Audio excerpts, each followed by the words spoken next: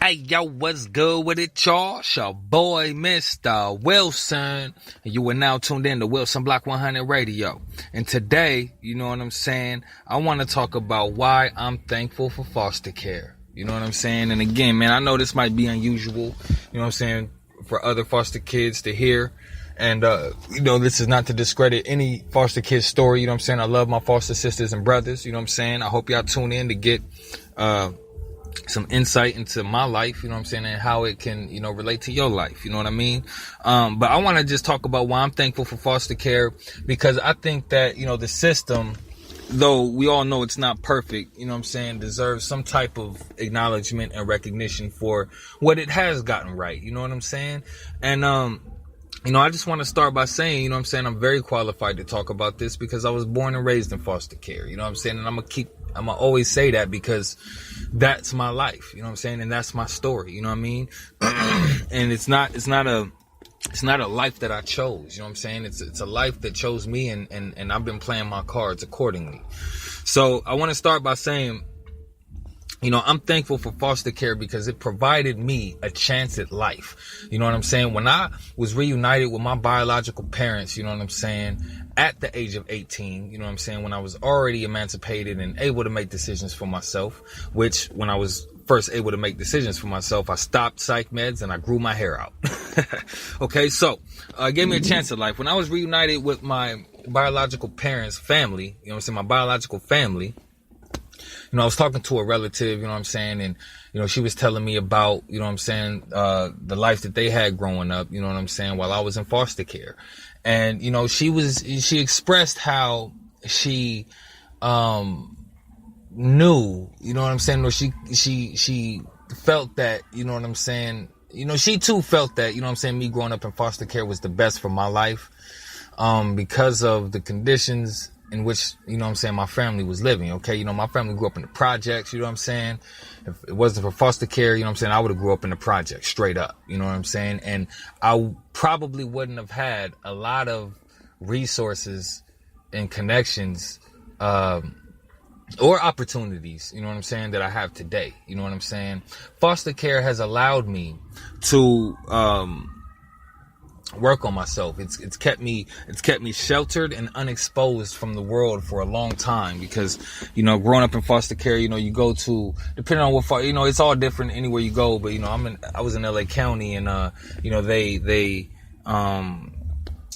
move you around a bit, and a lot of homes, whether you're in group home or foster home, well, particularly group homes. If you're in group homes, chances are, you know what I'm saying, they have an on-site school or a school that they're contracted with that you'll be going to.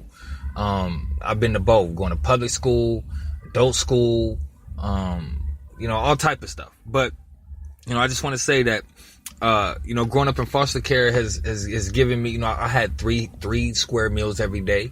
You know what I'm saying? I had a safe place to sleep for the most part, you know what I'm saying, other than the times I was in juvenile hall. I was able to really grow up as a kid without the influence of the inner city, you know what I'm saying? And I say that because a lot of kids that grow up at home are forced to grow up a little earlier, you know what I'm saying, than I did, you know what I mean? Because there is no padding for them. You know what I'm saying? Foster care gave me some padding. It gave me some wiggle room, you know what I'm saying, to kind of bump my head, to kind of get a slap on the wrist, find out what was right, what was wrong. You know what I'm saying? The kids that grew up at home, it was like, no, you can't do this. No, you can't do that. And there's no explanation for it. You know what I'm saying? Foster care was kind of similar for me, but, there was, I received it in the form of social workers and therapists and things like that. So, they kind of sugarcoated it in a way where, they have a job to do. So they can't just talk to me like mamas do their kids. You know what I'm saying? So, I just didn't get that. You know what I mean? But, keep in mind, you know what I'm saying? I was still free. You know what I'm saying? I was just, kept in the house a lot as a kid. You know what I mean? And I'm thankful for foster care because it provided me transitional age resources later in my life. You know what I'm saying? I was sought out for adoption, you know what I'm saying, as a preteen. And I'm glad that I didn't do it, you know what I'm saying? Because, you know what I'm saying, when I turned, a certain age, they kicked me out of the house before I even emancipated from the system. And, if I would have let them adopt me, you know what I'm saying, if they was feeling that way about me, I would have just been completely out of luck, you know what I'm saying? But by remaining in foster care, I was entitled to, education, employment, and housing resources, clothing allowances, transitional living programs, mentorship programs, things that, actually, kids at home don't really have access to, you know what I'm saying? So I really want to just, highlight that, you know what I mean? And shed a little light on the Department of Mental Health and that whole spectrum, because, a lot of times, we don't see mental health as a valid, diagnosis or cause or whatever you want to call it, you know what I'm saying? But in reality, there are some kids that are really dealing with some, psychological trauma, you know what I'm saying? And, as far as mental health goes, you know what I'm saying, I just want to highlight the fact that it's there, and, I'm thankful for it, you know what I'm saying? Because if it wasn't for mental health, I'd probably be in prison, you know what I'm saying? Wrongfully, you know what I'm saying? Just because, I'm misunderstood, you know what I'm saying? And I think organizations like Hathaway Sycamores, you know what I'm saying, who could have pressed charges on me for a few things, you know what I'm saying? But they understood my story, you know what I'm saying? They knew where I was coming from. They knew who I was as a kid, and they knew I had potential, you know what I'm saying? And they stuck with me, you know what I'm saying, through some things that they really didn't have to, you know what I'm saying? And because of that, you know what I'm saying, I've been able to identify my own issues to prevent those type of things from happening again, you know what I'm saying? And it just took someone to understand, you know what I'm saying? That organization has truly been like parents to me, and I just want to shout out that whole team over there, Hathaway Sycamores in Pasadena, California. I was specifically at the Oakland location, right? The Oakland Psych, you know what I'm saying? 851.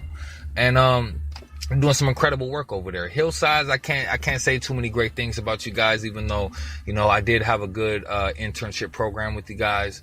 But as far as how things turned out, I actually questioned the integrity of that organization. But that's for a whole nother topic. You can talk to me about it. I also want to, growing up in foster care gave me options for my future. You know what I'm saying? It gave me a chance to identify, find, and pursue what it is that I loved and wanted to do. You know what I'm saying? Now, there's a whole bunch of things about foster care that I could point out that ain't cool. You know what I'm saying? But that's not what this video is about. And, I'm thankful for foster care because it was an alternative to adoption. And, I didn't have to be adopted. You know what I'm saying? And I just want to thank all of the, mental health specialists out there, all of the program directors. I want to thank all of the probation officers, everybody who truly steps in these facilities and in these organizations to make a difference. You know what I'm saying? Because, man, when I was a kid, living in foster care, and you were a staff that I felt was just here to, get a check or whatever. Hey, man, I was a staff basher. Okay, like I was that kid that was running around the group home rapping 500 bars dissing the staff, you know what I'm saying? Like straight up, you know what I mean? I'm that group home kid that, would AWOL, run back to the hood and wait till I just got caught by the police, you know what I'm saying? I've been DCFS and probation, you know what I'm saying? I've been institutionalized, I've been hospitalized, I've been, I'm saying that to say that if anyone's going to talk about, life in foster care and everything that it encompasses, you know what I'm saying? I'm of one of the, few qualified people. And when I say few, you know what I'm saying? Maybe I shouldn't use few because, there's a lot of foster kids in America, you know what I'm saying? And, we're thankful for this system ultimately because, if we didn't have this system, we'd be like orphans in a third world country. So, I just really want to, encourage people to have a little more understanding of the mental health department and, the kids and the people that need this treatment and that are receiving this treatment. Understand where they're coming from, you know what I'm saying? And again, you know what I'm saying, to everybody working in foster care, foster parents, who've made sacrifices, even their own family, you know what I'm saying, to provide for, an orphan child, you know what I'm saying. I just want to say thank you from the bottom of my heart. I do have a chip on my shoulder, you know what I'm saying. I'm an angry young man, you know what I'm saying. And you know what I'm saying, like, I say that to say that even though, you know what I'm saying, I have, you know what I'm saying, certain chips on my shoulder and feel a certain way about how I've been treated growing up in foster care, it's not what I want to focus on, you know what I'm saying, because, hey, man, at the end of the day, life's fucked up, all right? So, I just so happened to grow up in foster care and had access to resources that wouldn't have been there otherwise. So that's where I'm coming from, and I just want to shed light on that. Thank you guys for listening to me. It's your boy, Mr. Wilson, on Wilson Block 100 Radio. Please subscribe to my channel. Check out the Wilson Block magazine. Please buy an issue. Every time you buy an issue, you're supporting local artists. And if there's any therapists or mental health specialists or, anyone in the foster care realm that is hearing this, please buy an issue of the Wilson Block magazine, because you are supporting a true product of the system. You are supporting a foster kid who has found his artistic passion and ambition and is pursuing it. You know what I'm saying? And, I'm taking my life into my own hands. I'm taking ownership. I'm taking full responsibility, you know what I'm saying, for what I do with my life. You know what I'm saying? I just want to thank, foster care for getting me to this point, and everybody that I've met along the way, all my foster sisters and brothers, all the staff. There's just way too many people to shout out. You know what I mean? But again, thank you for listening. Please buy the Wilson Block magazine. Check out our blog, thewilsonblock.net. And it's your boy, Mr. Wilson, Wilson Block 100 Radio. I'm out.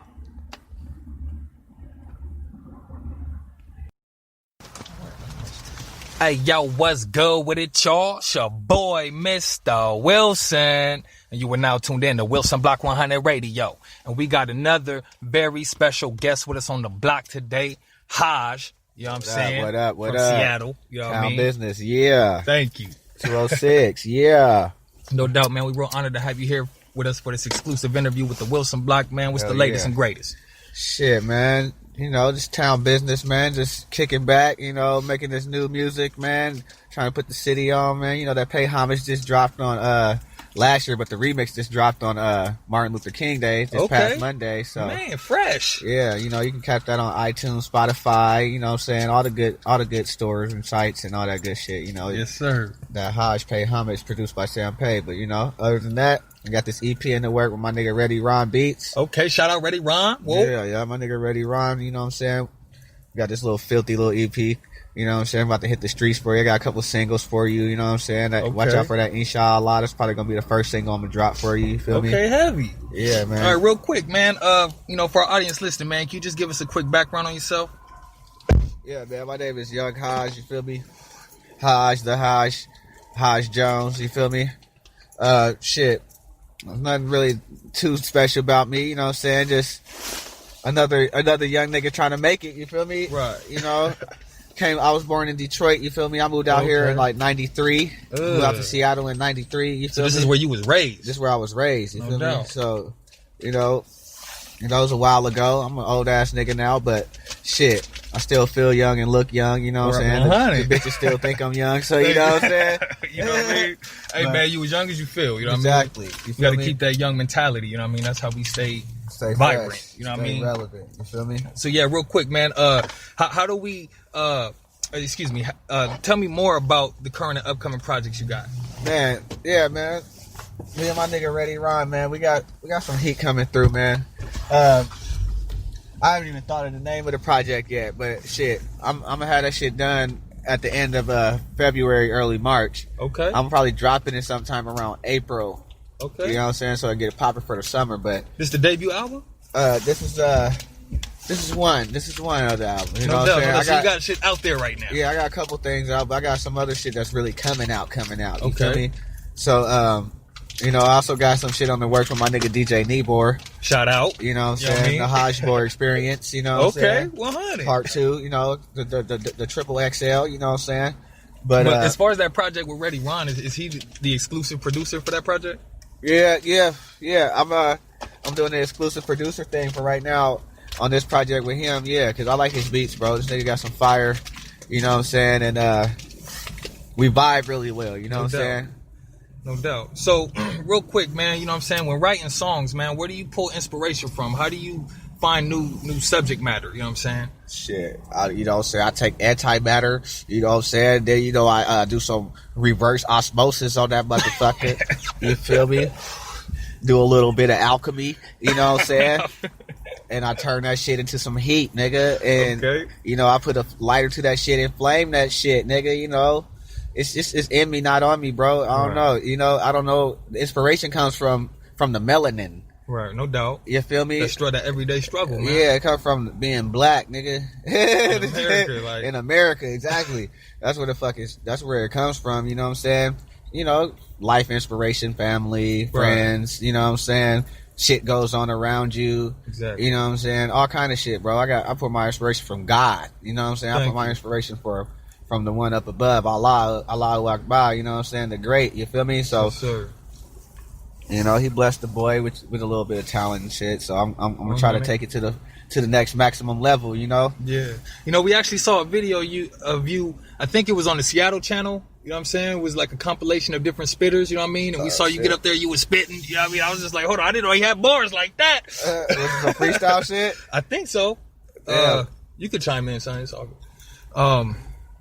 Yeah, man. So I was just like, oh, man, I got to catch up with Hajj, you know what I'm saying? You know, connect it, you know what I'm saying? And, you know, here we are. You feel me? Yeah, that's crazy. Yeah. So who are some other artists that you worked with? You know what I'm saying? Not necessarily producers, but other artists from Seattle. Man, you know, I work with my nigga Bandanas, you know what I'm saying? I worked with this crew called BMF, Broken Mike's Foundation. It's actually one of my first crews, you know what I'm saying? Crisis, you know, in the building. Yeah. I worked with Geologic from Blue Scholars, you know what I'm saying? Fucks with everybody, bro, from the town pretty much, you know what I'm saying? But as far as tracks wise, man, I like to keep it real exclusive. My nigga Eddie P, you know what I'm saying? Keep it real Alpha P, you feel me? Big shout out Alpha P, you know what I'm saying? You know, my little young nigga Rocket, you know what I'm saying? We got the Face Crew shit coming through me, Bandanas and Rocket, 100. You know? I got a lot of shit going down, you know what I'm saying? I got a couple more videos coming out. Like I said, me and Nebo are working on a project. I already got a video done for that called Don't Arouse My Anger Part 2. I don't know if you guys seen the video for Part 1. But you need to go check that out on the YouTube, Hajj Jones. You feel me? Yes, sir. I also got up there. Those are some songs I made 10 years ago, nigga. And they're still slapping. You feel me? Niggas been at this, you know what I mean? Exactly. I made them songs 10 years ago, but I made the videos last year. You know, I got some new videos. So I got Don't Arouse My Anger Part 2. That's the update to the old one. You feel me? No doubt. Got to follow up. You got hashtag Dama. Yep. You feel me? DAMA. So who are some you know, musical figures, you know what I'm saying, not exclusively to Seattle, you know what I'm saying, that influenced the artist you are today? Who are some artists that you looked up to when you was coming up? Man, shit. I'm still looking up the cats nowadays. I felt like I lost the spark. I felt like the music has lost it, but I found a couple of underground niggas that I fuck with nowadays. But shit, back in the day, man, like E40, Twista, Tupac, motherfucking Bone Thugs, who else? Motherfucking Most Def, To Live Kweli, motherfucking all kind of motherfuckers, bro. Underground, fucking Wu-Tang Clan was a big influence. Yeah. You feel me? I used to fuck with Method Man heavy back in the day till he fell off, you know, but I think he's trying to make a comeback. Yeah, no doubt. I mean, Meth always got it, man. He always got it, but, you know, he made a money move one time, you know what I'm saying? He was like, yeah, no, nigga, you need to come with that heat, nigga. Yeah, I fucked with that. It was kind of soft. Yeah, it wasn't as filthy as that. But then he came hard on that Blackout album. You know, Redman, shout out to that nigga too. Them niggas are filthy. I fucked with all them niggas. I fucked with the OGs. You feel me? Fucking Too Short. Yeah. You know what I'm saying? All my West Coast niggas. Spice One. You feel me? Fucking Brother Lynch Hung. Looney Coleon. All them motherfuckers. You know? So what? Tech Nine, all them niggas. Yeah, what has been you know what I mean, some challenges for you while pursuing a career in music, you know what I'm saying? Well, there's not really no challenges except for the fact that right now I'm trying to take my music to another level. Yeah. You know, because before it was all for the love, you know what I'm saying, for the love of hip-hop and the love of art and the love of eating niggas' faces off. Right. You know what I'm saying? The love of chewing niggas up. The love of the process. Yeah, the love of the growth and the development of the process. You feel me? Yeah. But Man, the biggest challenge I have right now is just marketing money, nigga. It takes money. It takes funding to do this shit. You know what I'm saying? It ain't like back in 2000, 2004 where niggas you just hit the block and sell hella CDs and pay their rent and buy some weed and all that shit. You know what I'm saying? We ain't at that level right now. Now we're at a level where it's like it's all digital. It's all online. You know what I'm saying? And that's where I'm at right now. You know what I'm saying? My shit is right now. I'm trying to find a motherfucking manager. You know what I'm saying? So we can get my finances right. You feel me? Because I already got paperwork, you know? I already got paperwork. Someone that's just going to, plug you in, you know what I'm saying? Exactly. And somebody I got to trust, so, you know what I'm saying? I want to give them some money. So what about some more of the rewarding things, you know what I'm saying? Thus far. The rewarding things, just living the dream of being a rapper, dog. You know what I'm saying? Like living like the artist you are. Yeah, exactly. Like, most cats, for them, the dream of living the rapper... Being a rapper is, I get hella bitches and, you know what I'm saying? The illusion. The illusion of it, you know what I'm saying? But they don't really get to live the life like, you know what I'm saying? I done all the shit that niggas rapped about before, you know what I'm saying, it was even a thing to rap about. Right. You know what I'm saying? I used to not even rap like that. You feel me? I used to not even rap about shit that I did or shit that I do because it's irrelevant. Right. You know? But nowadays I rap about the shit I used to do, you know, because it's so long past and this and that. You know what I'm saying? There's so many different aspects because you can't be one-dimensional in this game. You gotta be 360 degrees. Right, real shit. You know, you gotta rap slow, gotta rap fast, medium. You gotta rap about some square shit, gotta rap about some street shit. Right. You know what I'm saying? But I've been through it all, so I can rap about that shit. You know what I'm saying? So, versed. The growth of an MC. You know what I'm saying? Like I started off as a battle rapper. You know. Okay. I felt like I increased my skill level in a matter of a couple years. Nice. Compared to people that took decades. Right. I swear to God. Well, you said decades. No, I said decades because there was niggas that was out here rapping decades before I was rapping, and I'm just chewing them up like it's nothing. You feel me? Still ain't got it. You know, because it's in you. It's not on you. Right. No doubt. Real shit. That's always been that alopecia shit. 100. So evolution, stay evolving. What would you say? What do you want to accomplish through your music ultimately? Right now, yeah. Right now, what I'm trying to accomplish is providing for my son. You know what I'm saying? Oh, family man. Yeah, providing for my family. You know what I'm saying? Off of this music shit.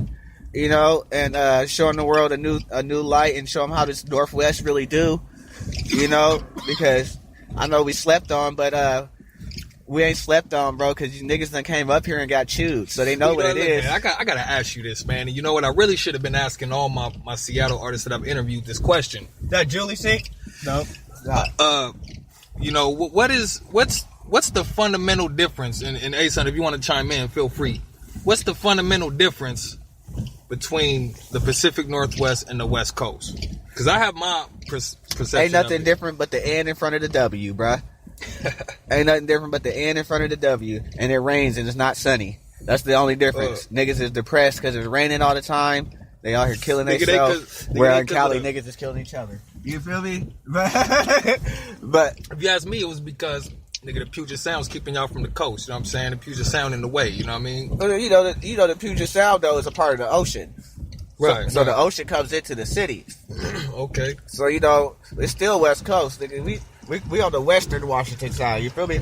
Y'all consider Idaho Pacific Northwest? Oh fuck. Well, I'm not Pacific, but it's Northwest, right? It's Northwest, but it ain't Pacific. But you know, if you want to be specific, you know, right. Northwest consists of, I'll say, even Vancouver, BC. Yeah.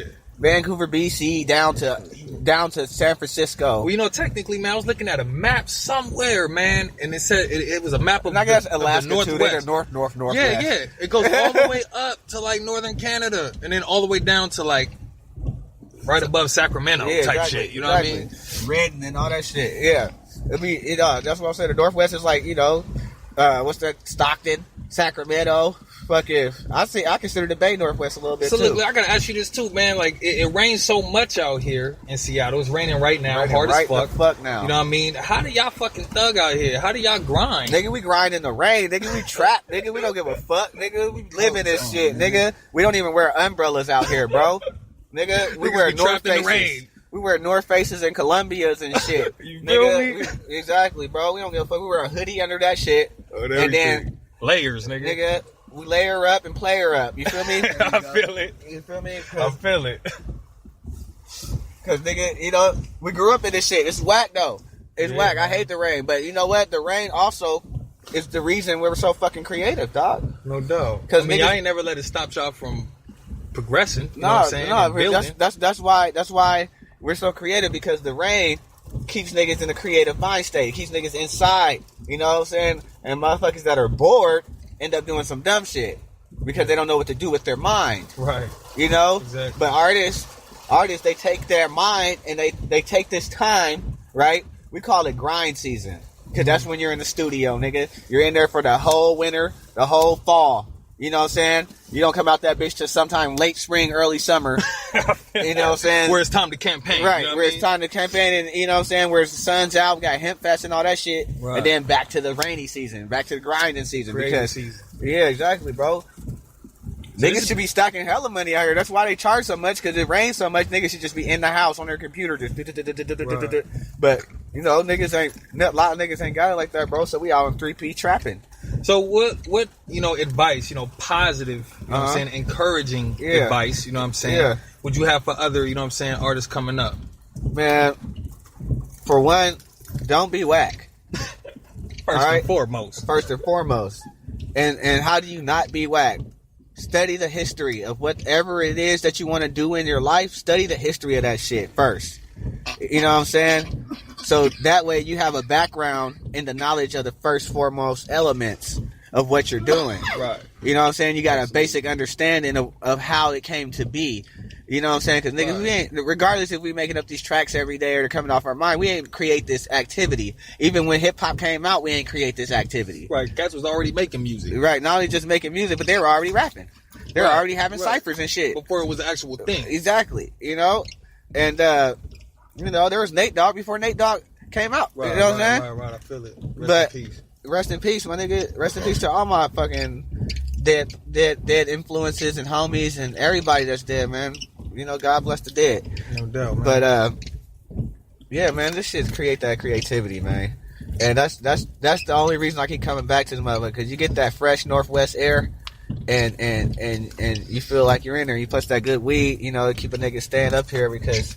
Well, you know, look, man, I'm not from Seattle. Y'all know that, man. Yeah. And from you know, I came up here, and you know, I'm able to tell. You know what I mean? Like for people who grew up here, I can, you know, just like you said, you know, you get that fresh, you know, breath of air. You know what I mean?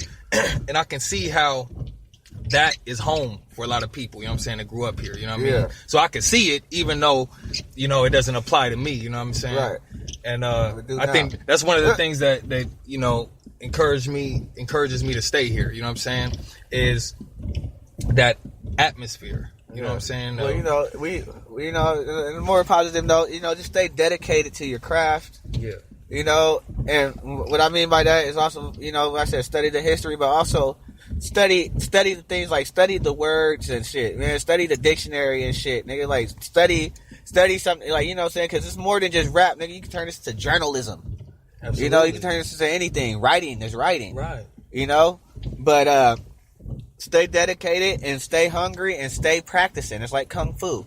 You stay practicing at it every day for the rest of your life.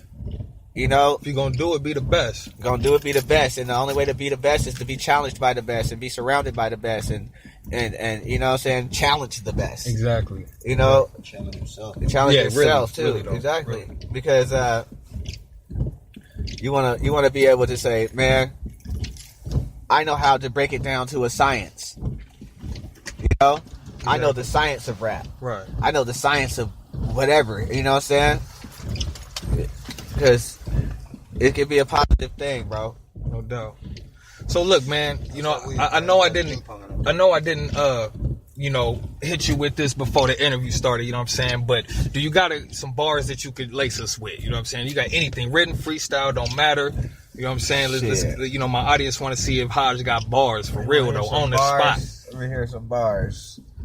All right, here you go. Let's see. It's enough niggas in this rap game that act tough with the fat chains, then come to Seattle just to catch rain and turn powder puff with a jack chain. I'm living life in the fast lane, at least seen that way when the cash came. I'm a dope nigga like crack cane, smoking blunt, getting head from a bad dame. I'm Bob Marley, Kurt Cobain, I'm Bruce Lee up in this rap game. My nunchucks two black things, when I pull them out, niggas got dragon flame. In the hood, I'm hella active, man. No, you got it, you know what I'm saying? Killed y'all off at 8 bars, you know what I mean? And I was Hajj, you know what I'm saying, from Seattle, man. Make sure y'all check him out on the tube, you know what I'm saying? You on the cloud tube, you know what I mean, right? You got iTunes, man, all of it, you know what I'm saying? Just search my boy, man, on the Google. Don't use Bing, use Google. Google me, but, you know what I mean? That's what it is, man. Thanks, Hajj, for coming through for this exclusive interview. You know what I'm saying, man? You got any shout outs you want to drop before we cut out? Yeah, man, shout out to the Wilson Black Magazine, Wilson Black TV, Wilson Black Radio, nigga.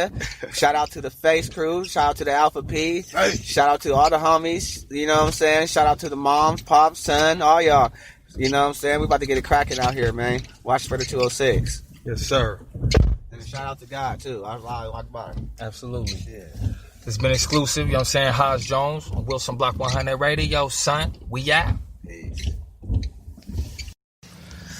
Hey, yo, what's good with it, y'all? It's your boy, Mr. Wilson, and you are now tuned in to Wilson Block 100 Radio.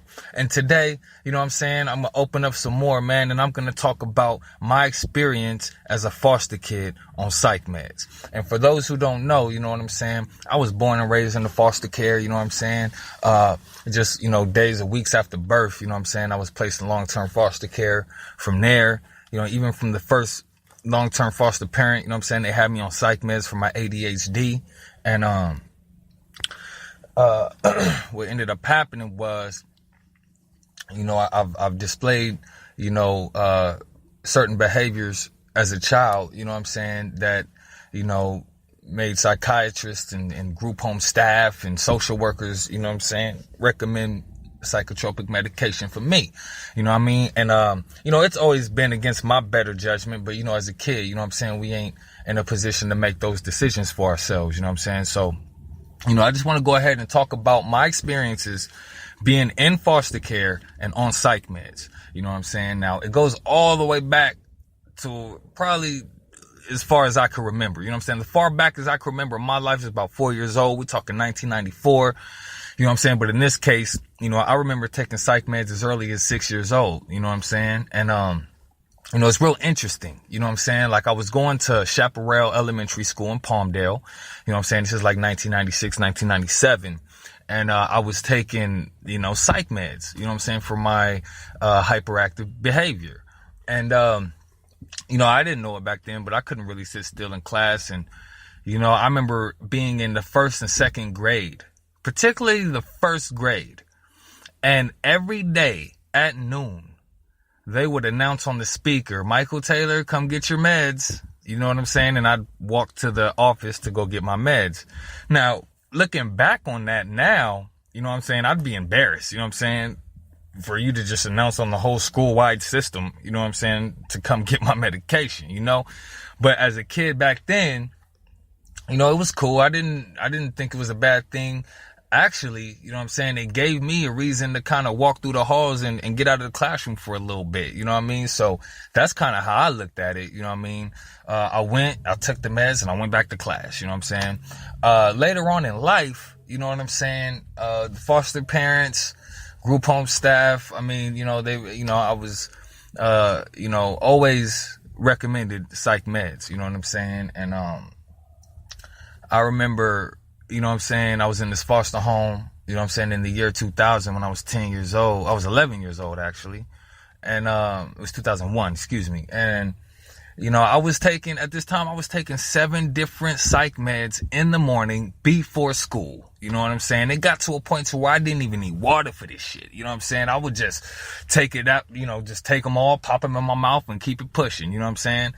And at that time, that was like a real peak in, you know what I'm saying, like all the different psych meds that I was taking, like Adderall, you know what I'm saying? And Adderall is really what had the biggest impact on me negatively, you know what I mean? And positively, you know what I'm saying? Like it's affected my metabolism, you know what I'm saying? So, you know, shortly after I was taking Adderall, while I was on Adderall, it wasn't like I lost weight, but I stopped gaining weight, you know what I'm saying? Because my metabolism kicked up, and, you know, I can virtually eat anything, you know what I mean? So I guess that's a positive in a way, but, you know, it was a real process, you know what I'm saying? They would really, you know, grab this, you know, this bottle, that bottle, that bottle, that bottle, you know what I'm saying? Take the Resperdal, chop it in half, you know what I'm saying? You know, I was taking Adderall on the capsule and as a pill, you know what I'm saying? And, a whole bunch of other medicines that I can't remember the names of, you know what I mean? You know how the medicines be having crazy names, you know what I'm saying?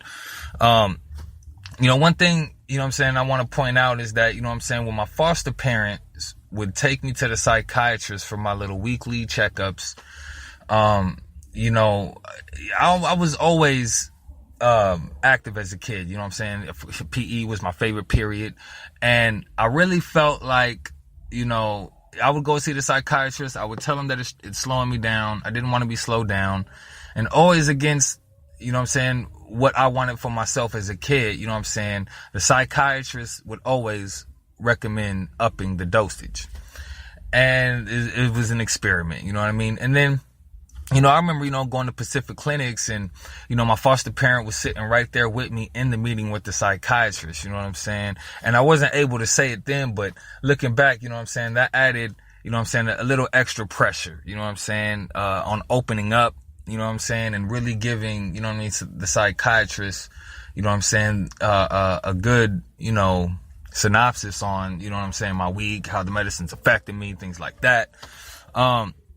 And I didn't like that, you know what I mean? So there'd be times where, you know what I'm saying, I wouldn't take it, you know what I'm saying, or I, you know, would act like I took it and, you know what I'm saying, threw it or put it under my tongue, threw it away later, that type of thing. And then, you know what I'm saying, you know, people were telling me that, you know what I'm saying, foster parents get paid more for kids that are on psych meds. And I mean, I understand, you know, and when I kind of look back on my foster parents, you know, it kind of always felt like, you know, keeping me on psych meds was like an incentive, you know what I'm saying? So I guess they got a bonus for it, you know, and, that's kind of fucked up, but, you know, it is what it is. And, you know, it's really impacted my life, my body, my health, you know what I'm saying, later in life, you know what I'm saying, when, you know, I'm trying to put on a little more weight, you know what I'm saying, and it's a challenge, you know what I'm saying, it's really got me looking into things like whey protein, you know what I'm saying, protein shakes, you know, and anything that I can supplement my diet to help me gain weight, you know what I'm saying. You know, I've been, you know, about 145 for the past 10 years, you know what I'm saying? In 6th grade, you know, I was going to Fauché Learning Center, you know what I'm saying, in South Central LA, and, you know, it was during PE, you know what I'm saying, all the classes were like 2 hours, you know what I'm saying, 2-hour periods, man. And I remember in PE this one particular day, you know what I'm saying, the PE teacher was taking everybody's height and weight.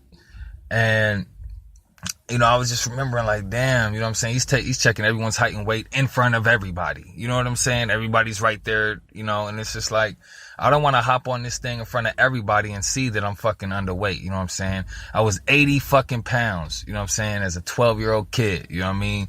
That's not fucking healthy. You know what I'm saying? And sure enough, check it out, man. I was kind of like drifting around the whole period, letting everybody go before me, you know what I'm saying, on the scale. And, you know, he caught me when it was my turn. He caught me just, you know, drifting, and he was like, Michael, get your ass over here. And it was crazy, you know, the way he was talking to me, man, because I was really, really embarrassed to get on the scale in front of everybody.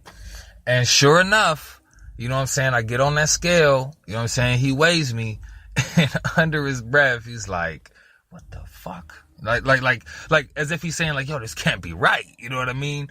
And he was like, this shit was 80 pounds, 85 pounds. And then, you know, there was a kid right there that was like, oh, what? Ooh, you know what I'm saying? It was just bad, you know what I mean? And, you know, that had, you know, emotional effects on me, you know what I'm saying? And not in a good way, you know what I mean? That's just something I want to put out there.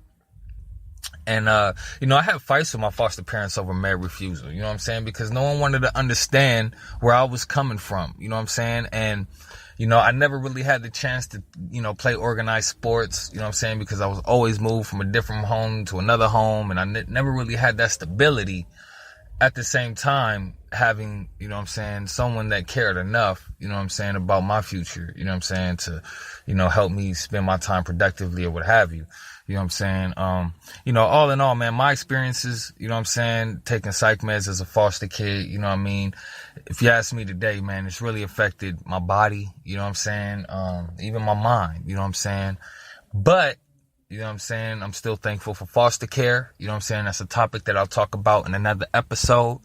And I just wanted to really share, you know what I'm saying, my experiences taking psych meds as a foster kid for mental health specialists who may be out there, you know, youth specialists or group home staff or anyone like that wants insight from kids who have been through it and, you know, would like to, you know, gain insight to help work with kids now. So, you know, people that are working with, you know, transitional age youth, at-risk youth, young kids taking psych meds, you know what I'm saying? I want to be a resource for you guys. And if you got any questions, you know what I'm saying? I have a very extensive mental health history. And, you know what I'm saying? Feel free to reach out. It's your boy, Mr. Wilson. This is Wilson Block 100 Radio. Thank you for listening. Make sure you subscribe. Make sure you check out the Wilson Block magazine. Please buy it. Every time you buy a copy, you're supporting local artists. And the WilsonBlock.net, don't forget it, you know what I'm saying? And I'll holler at y'all next time. Wilson Block 100 Radio, son, we at.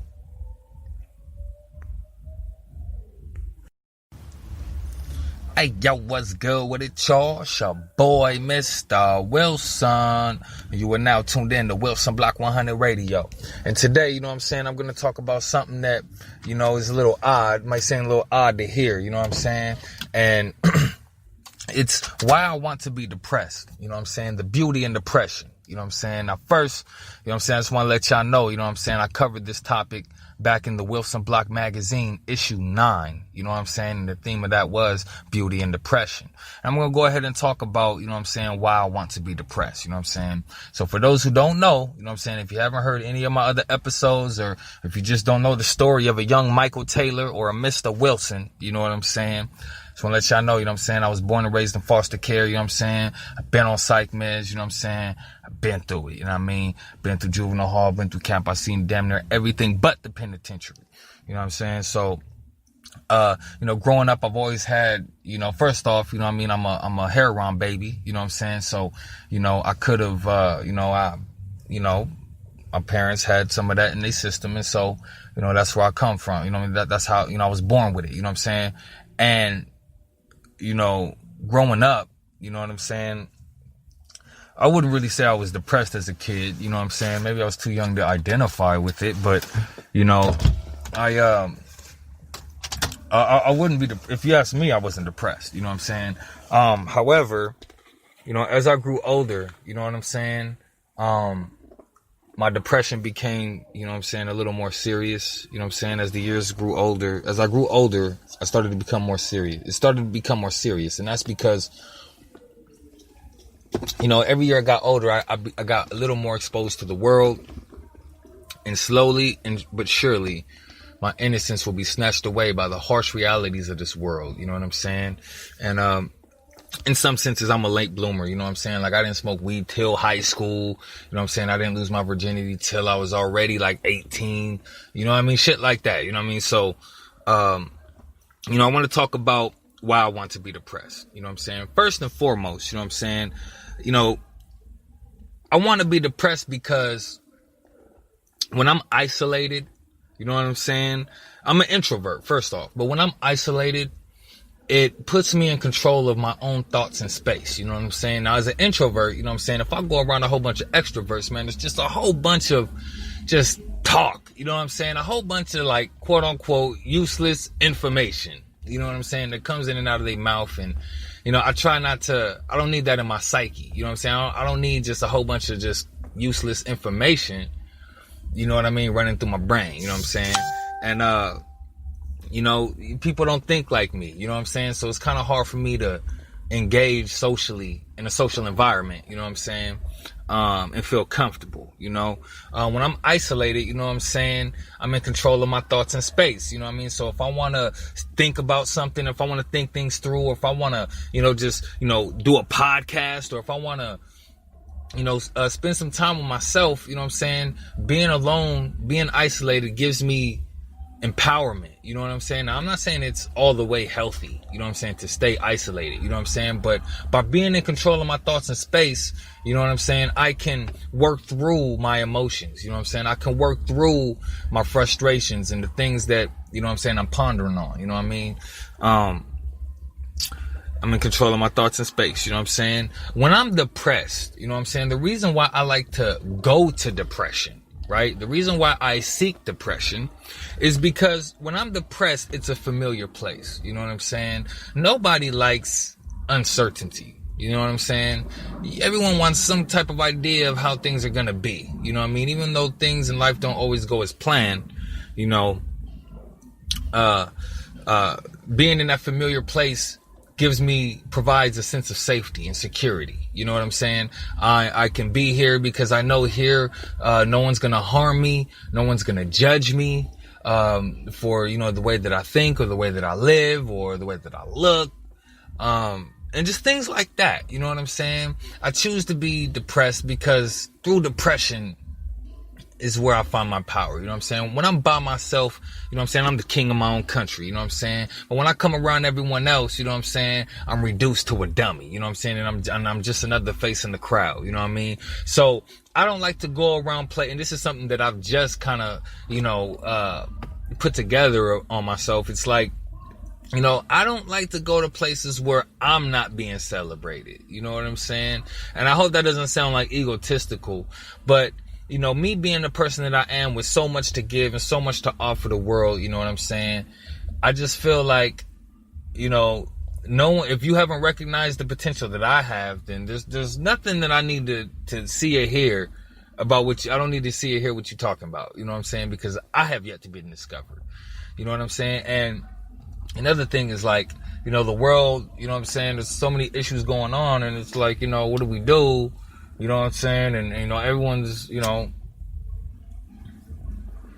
tripping over everyone's opinion about shit. You know what I'm saying?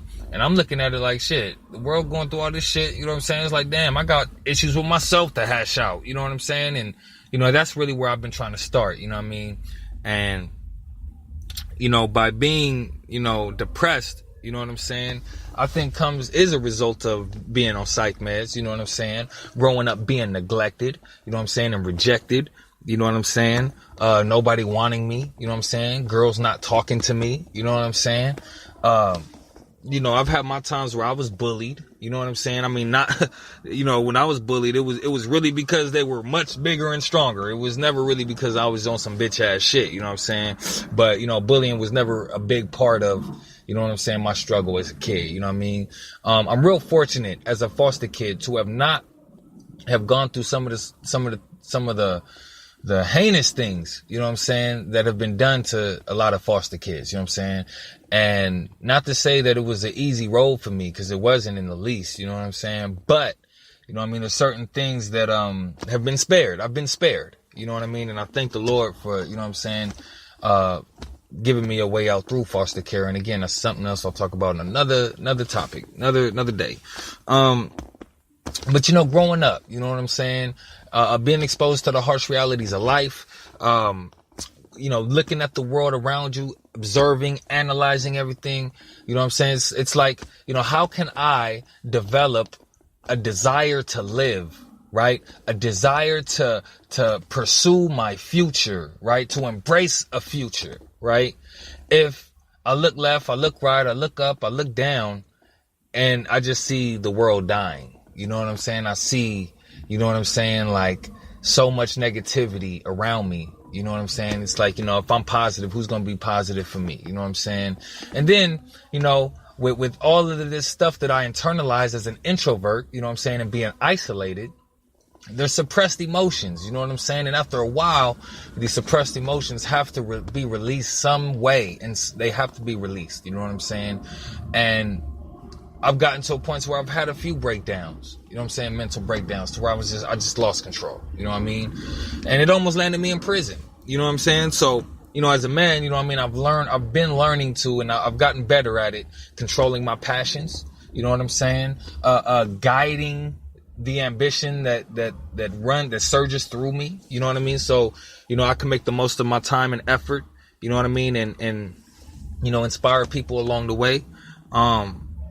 But yeah, you know what I'm saying? Just being overlooked, you know what I'm saying? Not being, acknowledged or recognized for the bare minimums, you know what I'm saying? Or just for me being who I am, you know what I'm saying?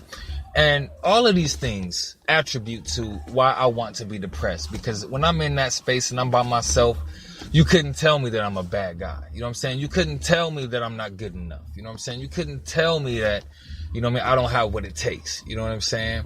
And so, being depressed, there's power in it, you know what I'm saying? But it's never healthy to stay isolated. You know what I'm saying? Do not remain isolated. You know what I mean? Seek out some type of intervention with somebody, find some type of outlet or coping skill to help you, you know what I'm saying, balance everything out, you know what I'm saying?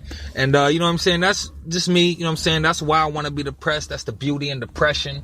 And again, I just want to, share that for any mental health specialists, any staff, group home workers, social workers, administrators, what have you, anybody working with at-risk youth, the transitional age population, or anybody that's, worked with kids that have been diagnosed with things like ADHD or been on psych meds or anything like that.